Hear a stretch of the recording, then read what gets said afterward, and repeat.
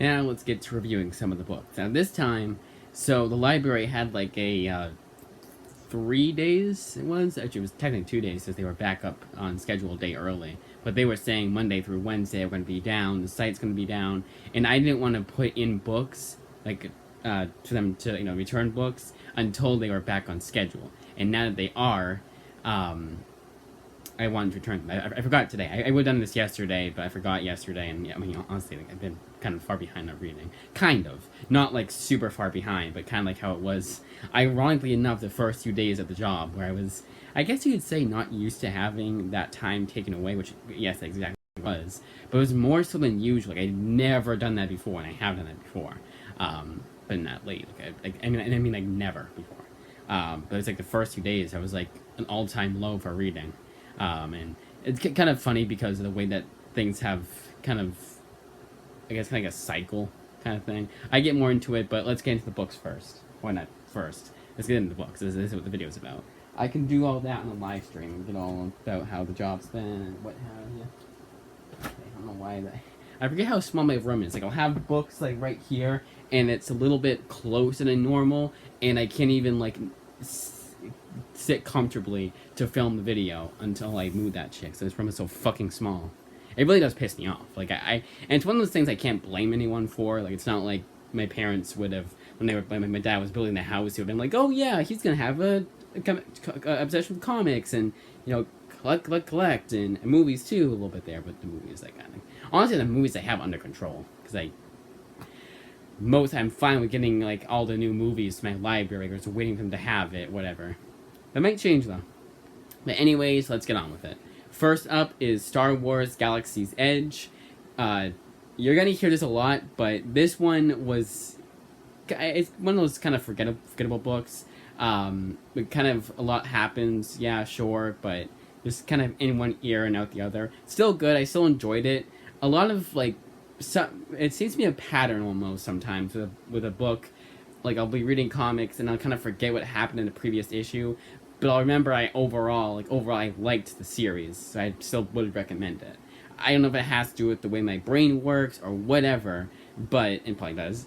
But that's the way it is. Like, I still remember. That's why I'm able to still review the comics. I'm still able to say, hey, I like this book. Like Star Wars, like this book. I can't imagine anyone hating this book or anything like that, or finding it boring or what have you. It's another book I recommend from Ethan Sachs. He seems to be a pretty good writer. Like, he at least writes to entertain. He's not trying to break the mold. He's not trying to be any more verbose than he should be. He just wants to write a fun comic, and that's what he writes. Star Wars Darth Vader, and why isn't the other Star Wars book with it? And Star Wars by Jason Aaron. Funny thing is, I'm going to say the exact same thing I said when I was going over these books, because these two are both rereads. I have read this whole entire run of both these, both the Kieran Gillen run on Darth Vader and the Jason Aaron run on Star Wars, respectively, about 400 times, because I really do dig these runs. I'm not even even huge into Star Wars in general, but I am huge into these books. These are both probably, if I had to recommend just two Star Wars series, like one for one for Darth Vader, one for Star Wars, I would, in a heartbeat, recommend this, like, without even skipping a beat. Like, I am kind of, I guess you could say I'm kind of picky. As a Dark Horse stuff I'm very picky with, but the Marvel stuff, it gives me exactly what I want. Just fun, frenetic action, and an interesting story that has a reason to exist in the ever-expanding Star Wars lore. So, both recommends. And these are both Volume 2, by the way, so... it's a spoiler alert, it's going to say the same. I'm going to say the same exact shit every time, but in a different way, hopefully. Captain Marvel by Kelly Sue DeConnick. This is another Volume 2 where it just continues the fun of the first volume. I actually do like this run on Captain Marvel. I think this was before she got to the way she is now, where she's overpowered and she's kind of annoying, kind of, sort of, and the whole Civil War 2 thing. I would argue that's where she was at her worst, and hasn't really... I haven't really read anything recent from Captain Marvel. That's why I'm reading this. I'm starting from the beginning, and making my way towards Kelly Thompson's run. And then you'll truly know how I feel about Captain Marvel as a whole, because that will be the best way to explicate my point. If you guys think I'm like a super Captain Marvel fanboy, I absolutely despised the run that comes out of this. The Margaret Stohl run. I thought it was extremely boring. The first time I read it, at least, but things may change though. However, and honestly, she's one of those characters that I don't know enough about her, so you can change a lot of her, like, her origin and whatever, and I won't skip it. I won't even care. Like, I'll be like, oh, that was changed from her original origin? Cool. Like, I've read enough of her now where I probably have some certain things. I'm like, no, that's not right, but, like, I still wouldn't even care. That's the point. Not that I wouldn't notice, I wouldn't care. Because of how little I read of her stuff, you know, if you compare it to, like, Spider-Man, or even X-Men, or even Punisher, honestly. Punisher is one of those characters I realize I haven't read a whole lot, even though I feel like I have, you know. That's why I need to get on that omnibus that I have of Garth Ennis's run. Once that new book comes out, I'll be doing a whole Punisher marathon. That'll be in January though, because it's the Punisher unless it gets released earlier. The Punisher Kill Crew. That was good though, Kill Crew. But the new Punisher Garth Ennis Max series, the Vietnam one, I think it was. I forget what it's called. It's with Nick Fury. I think you guys know what I'm talking about. You know your Marvel comics. Murder World by Jim Zub massively improved over the first, and Stray Fox too. Massively improved over the first. I was getting distracted. It's like, hey, I just realized I'm telling you guys who's writing the book. And you should do that with comic reviews. But massively improved over my first read-through of this. The first read-through, I guess I just thought it would be just as good as Wayward, or at least be like as, you know, like, it'd flow the same as Wayward did. It being 5 issues too, they have less story to tell, because Wayward is 30 issues, and this is only like 5. So I guess I just thought it would be just as good as Wayward. At the very least, the pacing would be as good. And it is, but I don't know what the hell I was thinking, because this is really damn good. It's really fun. It's nothing like groundbreaking. Again, I would give it, I will go over this if I remember to. I will go over this again and give it out of 10 reviews. This would be more like a 7 out of 10, like a solid 7, like a solid recommend. I don't. Is this 17? No, it's 15.99. So it's worth the price of admission alone. That's $15.99. And Marvel is not consistent in the slightest with their pricing. You'll have a 5-issue miniseries that'll be $17.99, $19.99, or if you're lucky with Murder World, $15.99. With Image, it's really damn consistent. If it's your average trade 5-6 issues, it's $16.99. If each issue is like double sized, then is when they increase, but only when the page numbers increase to a good amount. And even then, it's still like a really good pricing. A really good price. I do want to once I get the books I'm getting for this month, I do want to go, or maybe even earlier than that, honestly. I do want to go over Image Comics' pricing and go over how much I think that they have the best pricing all around for comics, not just compared to other indie publishers, but comics in general. Because you gotta remember, they're indie. They're the third biggest comic company, but still they are indie. So you kind of have to have that that kind of held back kind of thing. Like, you can't go too expensive where you're afraid people won't buy it, because they'll buy Spider-Man Volume 1 instead. X-23, I don't even know if that's still a thing. Because I think, last I checked, I don't keep up with what's selling, what's not for comics, unless I'm on the Image Comics, which is this website, looking for solicitations for the next month. I just so happen to see, oh, this book is selling. For the most part, I don't know. Unless the thing is really selling, selling really well, that Spawn book that everyone's fighting over, literally, then I know about it. But other than that, I just, I don't know. I don't even know how comic sales is doing. They've increased, they've improved since last month's comic pricing. That's how low I know. Because I stay out of it now. I don't, I'm done. Yeah, comics are doing bad, that's awful, but I don't want to do that anymore. But if I do so happen to come across a video, then I will watch it. But for the most part, I just I've unsubscribed to all those YouTubers, Thinking Critical and Yellow Flash, all of those guys. The only one of those of that crowd that I'm subscribed to now is your boy Zach, and even he is starting to get annoyed at these people, like how he always was. But anyways, moving on. X-23 Deadly Regenesis. This was really damn good. So this takes place in the era of X-23 that I really love. The Christopher Yost era of X-23, the early days of X-23. Now, this is more, I would say, in the middle of the Marjorie Liu run, because there's a few minor details in here that I was like, okay, I don't exactly remember that. I think, if anything, this is what should come chronologically, what you should read after the first complete collection.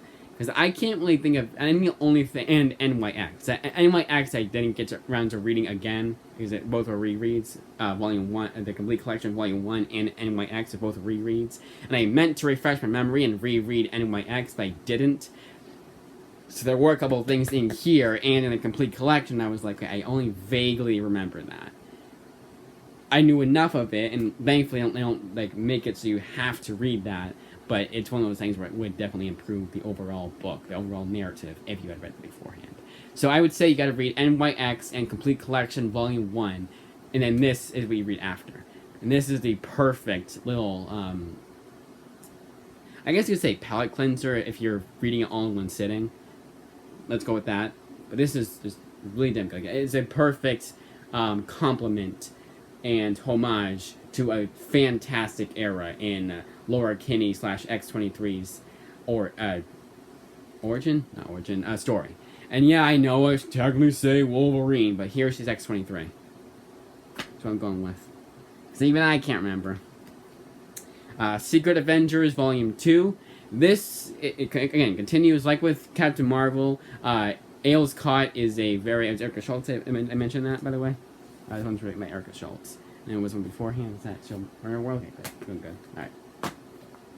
I just want to keep it consistent. So, like Kelly Sue DeConnick, Ailes Cott is a very controversial writer. When I was going over these books, so I'm going to keep this brief because I already went over this. Ailes Cott is, not the best person online. People don't like him online. I don't like him online. He's done a few things I thought was kind of stupid. I don't remember what they were. So that's probably why I'm easily able to separate the art from the artist. And I dig this run. This is a really damn good run. It's fun.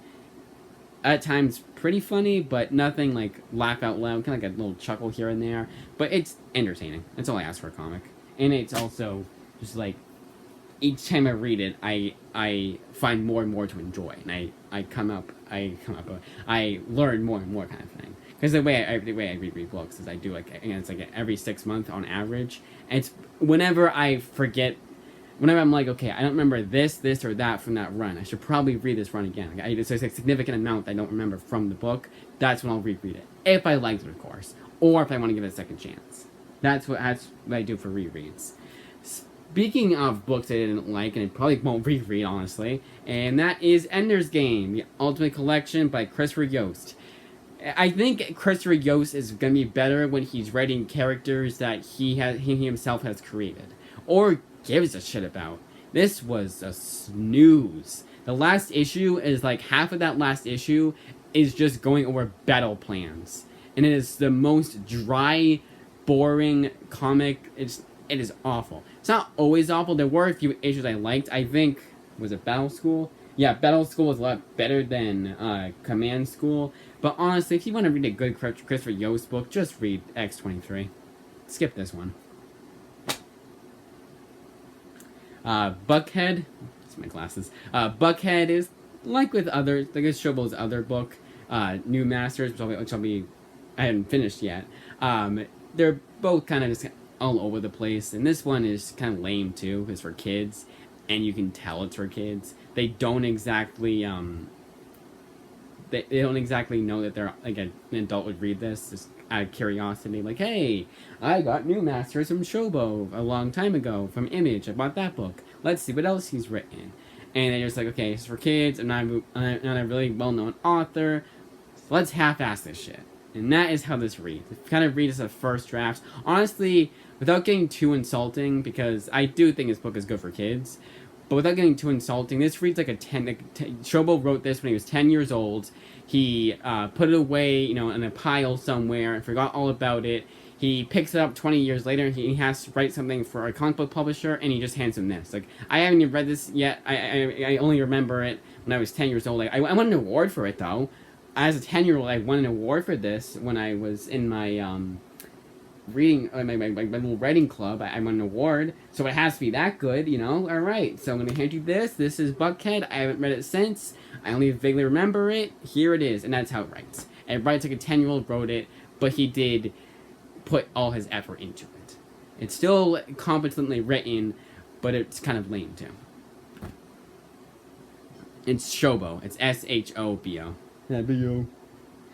Josie and the Pussycats, Volume 2. Marguerite Bennett proves that if she's not getting too political, insanely political like she was with Mother of Madness, then she can write a pretty damn good run. Now, this isn't spectacular. This isn't anything that I would, like, highly recommend. It is just something that is just, you know, okay. I just let that put back in the bed when I did that. But it's something that's just, you know, it's good. You know, it's not as good as a movie, by the way. But it's a nice little, like, you watch the movie, then you read this afterwards. I think it's a nice little addition to the movie. I don't think I didn't only make one reference to the movie. Maybe they did in Volume 1 because I hadn't watched the movie at that point. I didn't get it, obviously. But I do like it. You know, it's nothing in it was agonizing. It was never a snooze. It's never a slog to get through. It was a pretty decent run, like average, like 6 out of 10, I would say. You've Been Cancelled. So Kurt Pyers, I have read, I want to say 3 books by him. I have read this, obviously, Pop, and His Only Teenage Wasteland. Teenage Wasteland was, like, by far my favorite. Not even just like, oh, it's terrible. No, just in general, it's a damn good comic. It was my pick of the week that week. I am eagerly anticipating a sequel to that series. Because from what I remember, it does end on a cliffhanger. It does end on a cliffhanger. It says Volume 2 coming out soon. And it was such a damn good investing comic. Pop was alright. I think from what I remember, it got better as it went along. Like, by the end of it, I liked a lot more than when I started it, but still not that great. And this one is about the same. First of all, the artwork. I don't usually show the artwork in non-comic haul videos and comic reviews, but the artwork is really cartoony and annoying at times. I don't know if he was going for something, but it's ugly. I don't know if he was going for like, oh, this whole world is ugly, so it's the artwork, but it's kind of ugly. Not bad, just ugly artwork. Like Adult Swim, Rick and Morty shit, but the artists were kind of almost half-assing it in the sense of like the action and whatnot. Like almost, you know. But I haven't seen Rick and Morty. It reminded me of Rick and Morty, the facial expressions. This is not my preferred type of artwork. And all around this book was just okay. Not a whole essay about this. I do slightly recommend it, but it's kind of just like it feels like a first draft, honestly. Flawed, I have talked about so many times that you've probably heard me talk about this book before. So I'm going to keep it brief. It's a damn good book. Check it out. Chuck Brown writes this, by the way. I Walk with Monsters by Paul Cornell. Now, I have read at least one issue of each and every book that I'll be reviewing. So I can actually... nope, it's just one for one. Because one of my I got like fairly recently, like the other day I got it. So I can safely say that this is the pick of the week. This is fantastic, compelling, fast-paced, perfect pacing, by the way, and just an all-around investing story. One downside I'll give this book is there's some details they bring up I didn't really get it. So I think the book was a bit too fast-paced, but still a damn good book. I would say 9.5 out of 10. The only reason why it's on 10 out of 10 is because of that little brief nitpick about how like there's a few details. And I don't think it was me either, because of how fast-paced this book is. It's not, oh, I forgot it because I was just so fast-paced. No, it was just kind of like they didn't really explain it well. That's about it. And it's a like small detail that honestly you probably wouldn't. You could totally miss, you know. But pick of the week by far. Paul Cornell is definitely a writer I would keep on my radar now.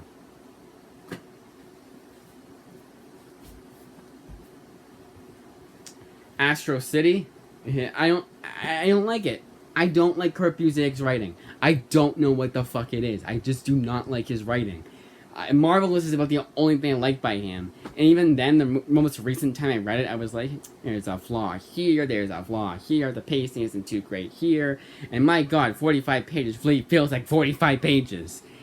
But I still like Marvelous. And that's about, again, like I said, about the only thing I like by him, like, by a wide margin. Autumn Lands is probably the only other thing I would say. I can't think off the top of my head, but Kurt Busiek, I just have the worst luck with reading him. Now, this is the Vertigo printing. Nowadays, if you want to have a Metro book complete collection, that is from Image. And if you know my comic collecting craze and my preferences, you will know that I get things from Image Comics. And you will also know that I just bought Autumn Lands and not Arrow City, Autumn Lands and Aerosmith by Kurt Busiek. I will not be buying the Astro City Metro book. There's a few things in here I liked, but all around, it's a 6 out of 10, 5 out of 10 for me. But I want to put it below Josie and the Pussycats. So I'll say, I'll be generous and give it a 6 out of 10. That way I don't get crucified. And again, I will say at the end of the day, if you like Kurt Busiek's writing, or if you read Marvels and you want like more of that, you probably will like Astro City. Do not take my word for it. Honestly, for anything I say, I don't like a Kurt Busiek's writing. No, they say, oh, Kurt Busiek, I don't like his writing, you know, I don't like this book. No. Paul Dini, Batman Private Case book, reads like he was contractually obligated to write more Batman, and he was not sleeping really well, and so he wrote these so half asleep. All but 2 of these books, all but 3 of these issues read like that. There's a 2-parter I really liked, and then there's a 1-shot with Riddler that was really damn good, and ends on like a pretty dark ending. It's like, okay, wow. Like, it's one of those books that, like, reminds you of how intimidating Batman can be. So, with that being said, I will give this a 6 out of 10, because those 3 issues are outstanding. The rest of them are kind of just bland, you know, it's kind of just, they're just there. I think on a reread, however, I will like this a lot more. I think because of how much I loved Paul Dini's Gotham City Sirens, that I think everything is going to be just as good as that. So I always am left a bit disappointed if it doesn't end up being like that. But still worth your time. Check this one out. Because there's, again, like, your mileage may vary. Harley Quinn by Stephanie Phillips. If I can do a pick of the week, I can also do a surprise of the week. And that is this. This was a book. Stephanie Phillips, I'm just kind of like hit or miss with. I either find her stuff really investing, like that. Was it Vault Comics or Aftershock? It was like that Nuclear Family. That was really damn good. And then I read her Grimm. I thought that was okay. Then I read her Rogue and Gambit. I thought that was like at best bland. And now this is like really damn good. The artwork by Riley Rossmo, it takes a lot to get used to, but once you get used to it, it's fine. And the last issue is by a different artist, who I honestly hope is on with the rest of the series. I don't think they are, because I think Riley Rossmo is there for the remainder of the run. I don't know, but either way, I don't mind. You know, it's one of those books that you could have, like, crayon drawings with. That's a bit much, and I still like it. Like, Riley Rossmo isn't the best artist, but here he's pretty well. I've seen worse. For Riley Rossmo, but a damn good run. And honestly, for those of you who don't like Harley Quinn, if she's like annoying or whatever, I think that run will make you think differently. Gotham Academy, but Brendan Fletcher and Becky Cloonan. Yet again, this book is like volume 1, such a big surprise that I legitimately forgot that this was in the read to give it a second chance pile and not read every 6 months it's so damn good pile. I thought that was every 6 months so damn good pile. This is a really, really damn good run. And I feel the complete opposite as I did the first time I read it. Like a complete opposite, complete turnaround. Fantastic, outstanding stuff. Outstanding work. Deathbed by Joshua Williamson. Just weird. Just weird. I don't know if I liked it, honestly. I don't. Riley Rossmo's artwork was really damn good. It's proof that Riley Rossmo, with the correct colors and inking and, like, all that stuff, you can really disguise his weird artwork and make it into actually, it's actually competent. Again, I say that because of the Robin run he did, the artwork for. I've seen, like, pages of that and they look awful. But this is actually good Riley Rossmo artwork. But this one was just kind of weird. I think it's worthy of a reread, though. So, as for right now, I'll just say it's alright. Night Terrors, also by Joshua Williamson. This was fun, but forgettable. Batgirl by Gail Simone continues this outstandingly underrated and overhated run. I get why people hate it, but it is really damn good. And it's super dark. Not for a Batgirl run, but like in the good kind of dark. Right? It's not too dark. It's not like what do they call it? Oh God, what do they call it? Grimdark. It's not grimdark, but it's the dark that you want from a Batgirl or Bat family book.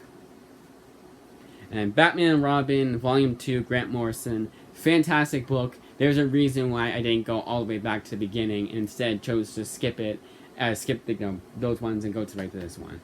Those ones before, I'm sure, are fantastic, but I remember liking this one the most. But even though I haven't read a whole lot of, you know what I mean. And that, as I say, is that. I think it was 14 books I'm reviewing. So let's go over them again and give a out of 10 review for these books. Because it's getting dark too, so I don't want the lighting to get all fucked up. Galaxy's Edge, 7 out of 10. Star Wars by Jason Aaron, 10 out of 10, along with Darth Vader.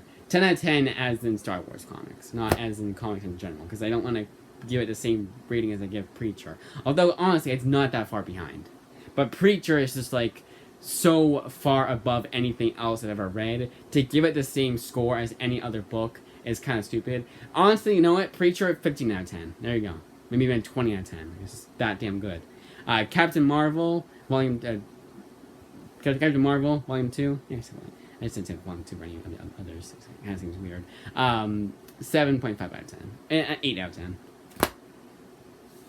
Murder World, 7 out of 10. Solid 7.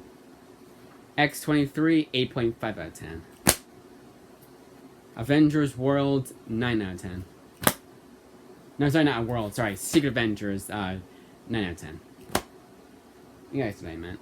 Ender's Game, 3 out of 10. Because I like 3 issues consistently. And there were 10 issues in there. Hey, what do you know?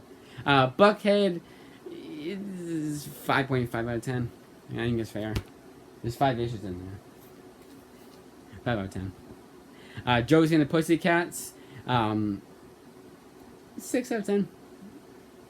Maybe a 6.5. And remember, 6 out of 10 is not bad. It just means you thought it was good. Not anything groundbreaking, just good. I won't read it again. Good. I enjoyed the first time I read it. You've Been Cancelled. Yeah, 6 out of 10. 5 seems too low, and so it's 5.5. Flawed, 8 out of 10. 8.5. I Walk with Monsters, like I said before, 9.5. Astro City, a 6 out of 10 with an asterisk next to it, saying, do not take my word for it because I just do not like Kirby Saig's writing. I don't know why either. I really don't know why. Batman Private Case book, 6 out of 10. Harley Quinn by Stephanie Phillips, 8 out of 10. See, I like something like Stephanie Phillips's Harley Quinn, but I don't like Astro City. Yeah, get used to it. There's a lot of, every single YouTuber that you watch has at least one comic they really like that everyone else hates, and vice versa. Gotham Academy, 8 out of 10. Deathbed, 6 out of 10, with their asterisk saying it's worthy of a reread, and it probably needs a reread. It's also, it's just a mess. Like, there's so much that happens in it that I feel like I missed a lot of what happened in it, and I'd like a lot more. I remember, again, it's one of those books that I like the ending more than like the beginning. Not because it ended, but like, as the comic went along. That last issue was really damn good, that's my point. And the first issue was really damn good. It has a really damn good opening, introduction. Just a second landing. Night Terrors, I would give 7 out of 10. Batgirl, 8.5. And Batman and Robin, a 9 out of 10. And that is it. This is still part 1, though. But you don't have a whole lot left. You have, 5 books left? That's it. Wow, 29 minutes. Let's make it to 30. Make it to 30 minutes. So you probably, hopefully, you might not get the comics. No, you won't, because I'll do it the next day. But hopefully the books will be in for me by the 30th. Hopefully. But that I say is that. It's getting dark, as you can see. I hope the lighting is good. It does, like, I'm looking at it from here and it looks fine. Like, I can still see what each book was, but yeah, I can tell it's getting dark out. Like, when I end this video, I'll be turning on the lights, anyways. Right. I'll be turning the light as is. I feel like it's the wrong word sometimes. It does not come off sounding right. Oh, I still have to return all of these. I don't think I can. So what I do with the returning books, this is why I view like 5 books at a time, or like 6, like 5 to 8 books at a time. That's because I put all those in the backpack and turn them to the library, because I don't want to wait until, you know, the weekend or whatever, when I can just go myself after school, because it's right down the street from the school. It's right down the library. I work at a school, and the library is right down the street. So I might as well, because I'm going there anyways, return the books. So that's it.